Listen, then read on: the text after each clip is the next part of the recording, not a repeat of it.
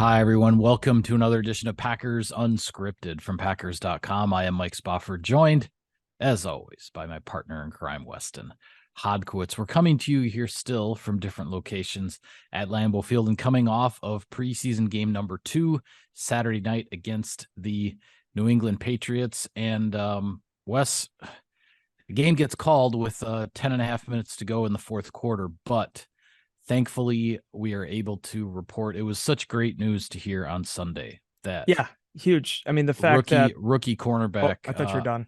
No, that's okay. Rookie cornerback Isaiah Bolden was released from the hospital, traveled back to Massachusetts with the Patriots, and so what was a very scary and sobering situation on the field in the fourth quarter on Saturday night. It sounds like everything is okay. Yeah, and prayers to him and his family, and hopefully no lasting effects from that. Just one of those bang bang type incidents that happened in the game of football where two guys are trying to converge. You know, you had Malik Heath was on the reception on that slant route, going for a first down. I mean, that was a pivotal play there as the Packers are trying to continue that series. And unfortunately for Bolden, he ends up taking a hit to the head and neck area. Everything seemed like, from the Green Bay Packers and New England Patriots perspective, medically, I mean, total professionals being able to make sure that he's in the best position possible to be okay. He stays overnight for observation on Saturday night, but then flew home with the Patriots on Sunday. Like I said, hopefully you're just thinking of him and that his season and his career and his life, more importantly, can continue on, because that certainly is never a thing you want to see on the football field. Yeah, certainly not. And I don't think there was any argument or debate as to the decision that was made to suspend the game at that point. It goes down as a 21-17 final score in favor of the Patriots. And of course, the score is not the issue. I mean, in a preseason game, there's so much else going on and to talk about. And with regard to the Packers, the first team offense, minus David Bakhtiari, who was still sitting out these preseason contests to this point, Jordan Love and company put up another touchdown. A bit of a slow start. There was the mishap with the shotgun snap early on, another drive that reaches around midfield, but then stalls out, but then backed up inside their own 10-yard line. Jordan Love and company went the distance and ended up putting a touchdown on the board before their night was over, and that was pretty good to see. Yeah, it's exactly what you wanted to see. And to be honest with you, as difficult as that was, and the Josh Myers, missed connection there with Jordan Love on the snap, it's not great. But at the same time, it kind of reminds you of, the times where you get a shock or something. It just sort of tells you, don't do it that way again, right? I mean, there's sort of that muscle memory that triggers. The intention was in the right place. What they were trying to achieve is trying to catch the opposition for encroachment. Unfortunately, the guy didn't actually jump across the line of scrimmage, so they can move around and dance and do whatever they want. But if they don't actually cross, it's not a violation. So the Packers, something they're going to have to learn from. But all that being said, that third drive, as I wrote about in our insider our notes package afterwards, that I thought was very impressive, was that that fifth series, they needed to get the ball moving, and they did that. I mean, being able to hit Romeo Doubs on one of the more spectacular plays you're going to see, regardless of preseason or regular season. Referees originally said that it was incomplete. Connor Lewis up, the eagle-eyed Connor Lewis up in the coach's box saying, hey, not so fast. Matt LaFleur throws the challenge flag, ends up being a huge pivotal play. But more importantly than just Dobbs, because everybody knows what Romeo can do, and I think he's been, again, just a consistent star for them since he got drafted here. Jayden Reed, I thought, had a huge moment, because that showed his value in the slot and what he potentially can bring to this Packers offense. I was super impressed by him and being able to snatch that ball coming across on that through route from Jordan Love. They end up scoring the touchdown, 19 yards. And the Packers end up finishing that drive on a high note. From what it sounds like from Matt LaFleur, this will not be it for Jordan Love, that he will probably be back out there with the first team offense against the Seahawks.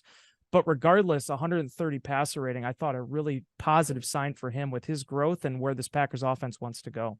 Yeah, there was so much to like about that touchdown play to Jayden Reed. I mean, first off, you have A.J. Dillon transitioning in an instant from carrying out a play action fake to having to pick up the Patriots blitzer. And not only does he pick him up, but he basically just buries him into the Lambeau Field turf. And the pass protection held up, really for the bulk of of Jordan Love's stint out there in each of these first 2 preseason games. The pass protection, even without David Bakhtiari, has been pretty darn good. But then the velocity that Love is able to put on the throw, the fact that Reed snatches it with his hands out of the air and then still has the body control to turn and cut inside the pylon to get it into the end zone for the touchdown. Just a lot to like on that touchdown play. As you said, Matt LaFleur confirmed on Sunday that Jordan Love will play. The number 1 offense will play in the preseason finale against Seattle. Didn't say how long. Again, the expectation, I guess, based on the first couple of games, it will probably be a couple series. It will probably depend on how things are going. I mean, if they take the field at the 25-yard line and go 75 yards for a touchdown on the first drive, then Matt LaFleur may go, all right, hey, we're good. Like, let's get out of here. So that maybe would be the ideal situation. But the other thing too, with regard to the first teamers that played, I thought, the Packers' number 1 defense was put in a tough spot with after the fumbled snap and the Patriots take over in the red zone. Then they're able to finish that drive and get a touchdown. Then after that, really other than maybe the one play where Ramondre Stevenson busted a run, for 20 plus yards, there was a run that leaked out there. I thought the Packers starters and the twos that were maybe subbing in, some of the twos that were subbing in early in the game, I thought the Packers defense held up pretty well to Mac Jones and that Patriots offense, and certainly the star on the defensive side was Kingsley Enagbare, who the second-year edge rusher, 5th-round draft pick out of South Carolina last year. He ends up with 2 sacks. One of those, he strips the ball from Mac Jones, recovers it himself, and actually then that set up a scoring drive for the offense. So big night for Kingsley Enagbare, because while there's all kinds of hope, of course, that Rashawn Gary will be back for week 1, there's no guarantee how much he's going to play necessarily right off the bat. And you can, just as you always say, defensively, you can never have enough cover corners. You can never have enough edge rushers either. And if Kingsley Enagbare is making those year 2 strides that you really like to see, that could go a long way for this Packers defense in 2023. Yeah, I think you covered all of it. You look at the way that Enagbare played from day 1 to where he's at now. This is a guy that I thought, outside of that 40 time, there wasn't a lot to take fault with him coming out of South Carolina. He was an impressive physical specimen and a productive, consistent pass rusher. For him, it's important. He's going to be a guy they're going to look to. But what I was more impressed with in this game was the play style aspect of things, and what Matt LaFleur has talked about time and time again right now, right? Where it's going to be an idea of guys being aggressive, being at the point of attack. And I think that's translated to every level of the defense so far. And I'm personally really interested to see if they can carry that through into the regular season now, because some years, Mike, you cover preseason games and it ends up being a lot of just 4-man rush and guys just trying to beat their man, almost like an extension of like a one-on-one type period.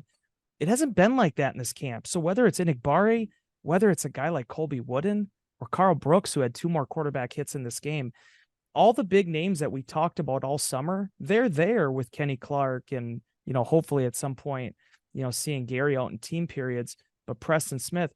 But it's these young guys that are going to be the ones that really build out the rest of this defense. And on a night where the Packers did not allow a quarterback hit on either Jordan Love or Sean Clifford, they were able to get plenty of pressure on the Patriots side of things. I think that's a good sign for the future. Yeah, absolutely. I think you bring up a good point about the young defensive linemen. Certainly Colby Wooden and Carl Brooks. We haven't seen them, go against somebody else's first unit, first string necessarily, but the opportunities that those guys have been given, a 4th-round pick and a 6th-round pick as rookies, the Packers know they're going to be counting on them to be the next men up on those defensive line. You have to like what you see. They've gotten penetration in the backfield. They've been impactful both against the run and with regard to the pass rush. You can't ask too much more from a couple of young defensive linemen who are trying to find their way, but pretty soon they're going to be thrown into the fire and they're going to be asked to hold their own and produce for this Packers defense. The biggest moment of Sunday's press conference, Matt LaFleur talked for almost a half an hour, but one of the big lines I thought that was very important there was when he was talking about Carl Brooks. And he said, he's doing a lot of good things, but we're going to need him to do that in the regular season too. And in that moment, I thought to myself, I'm like, we're talking about a 6th-round pick here. We're talking about a guy that was drafted in the 200s. That isn't always the way you speak about a rookie 6th-round pick. It shows you, at least in his case, that there's a lot more to this guy. There's a lot of meat to that bone. And I think that's probably the thing the Packers are most excited about right now. Last year, there was a lot of work to do in the defensive front. It wasn't on one specific player, but they made a lot of alterations to this group.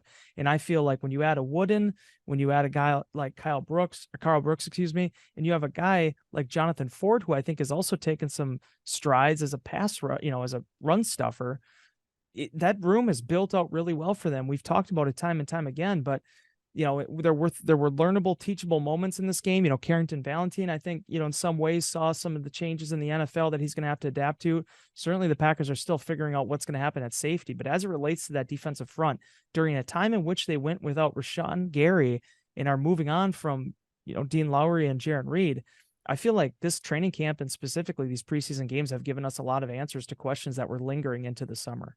Yeah. And quickly before we shift back to the offense, you mentioned it too with regard to safety. The Packers still figuring things out there, because as much as we've talked about, Jonathan Owens was with ones, then Tavarius Moore, then back to Owens. Well, it was back to Rudy Ford as the starting safety in the game on Saturday night. So we'll see upcoming here in the preseason finale Saturday afternoon at Lambeau Field against the Seahawks, just how this shakes out and where the Packers decide to go with really what has been the only starting position on the defense that's been up for grabs. Yeah, I mean, and that's where I'm going to be looking to see, kind of who grabs it, right? Because we've seen time and time again where it's been so close here. And you've had Jonathan Owens get opportunities. You've had, Darnell Savage working with all these different types of safeties. But who's going to be the one that holds on to that job in the long term? I think the door is even open now to a guy like Anthony Johnson as a rookie 7th-round pick who has had some good practices. I think first and foremost, you're probably still looking at special teams with him and some of the things that Matt LaFleur has complimented him on. But when you're the only safety drafted in a 13-player draft class after you don't re-sign, Adrian Amos, that creates natural questions for, okay, what is this guy's potential ceiling? Where could this thing go for him? And for me, it really is going to come down to who fills out that 5, nickel and that 6 dime, because that is pivotal. And this is a passing first league. Darnell Savage is going to be the shot caller back there now. He's going to be the guy that's going to be helping direct traffic. But at the end of the day, it is what it is. You have to see who's going to step up. Yeah, well, want to get to a couple other things about this preseason contest, but first, some sponsor business. Sirius XM NFL Radio delivers hard-hitting analysis and up-to-the-minute NFL news that true football fanatics need 24/7, 365. And at Cousins Subs, we have something for everyone, like our Wisconsin cheese curds, mac and cheese, golden fries, and creamy shakes, all paired with your favorite sub or sub in a bowl. Cousins Subs, 50 years of better. Well, with regard to competitions, and you mentioned in the secondary, the Packers are figuring out starting safety. What exactly is the nickel and the dime going to look like moving forward? And that secondary is still, waiting on Eric Stokes getting back and being activated off the PUP list. He has not practiced as of yet, but we know that that day is coming where he's going to be activated in one form or another, whether it's before the end of training camp or at some point during the regular season. On the offensive side, the competition for the number 3 running back spot and for the depth spots at wide receiver still seem as wide open and undecided as they could be at this stage. There's a lot going on. There are a lot of guys, Emmanuel Wilson, Patrick Taylor at running back, and then at receiver, whether you're talking Grant Dubose or Malik Heath or Samori Toure, lot of action going on that the personnel department is paying attention to, and these young players are not making it easy on them, which is a good thing for the Packers in the long run. Yeah, and I think it's going to be one of the more difficult cuts that the Packers are going to have to work through here in a week's time. I mean, it's crazy that we're already at that point that it seems like training camp goes on forever, and then suddenly it's staring you right in the face that we're looking at a 53-man roster.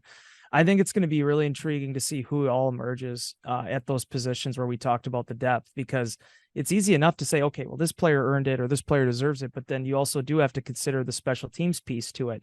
A guy like Patrick Taylor ranks really high in the special teams regard. Packers are hurting for tight ends in this game, Mike, and they unfortunately lost another one with Henry Pearson, who's a fullback, but naturally a tight end.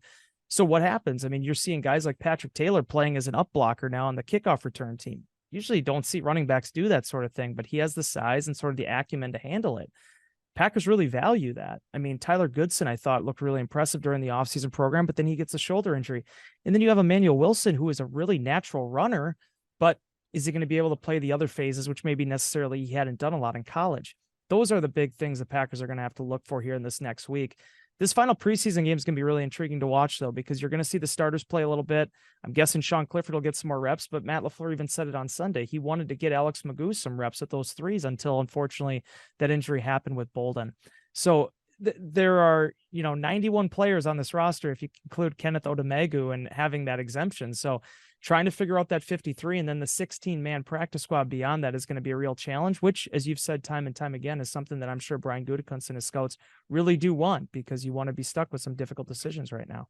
Yeah, and I think it'll be fun to see in this preseason finale if Sean Clifford can go 3 for 3 in 2-minute drills. He's 2 for 2 at the end of the first half, a touchdown and a field goal. Let's see if he can get some more points there. But with that, we will call it a wrap on this edition of Packers Unscripted. Be sure to follow all of our coverage of the final week of training camp leading up to the preseason finale on Saturday afternoon at Lambeau Field against the Seattle Seahawks. We will have it all for you on Packers.com. For Wes, I am Mike. Thank you for tuning in, everybody. We will see you next time.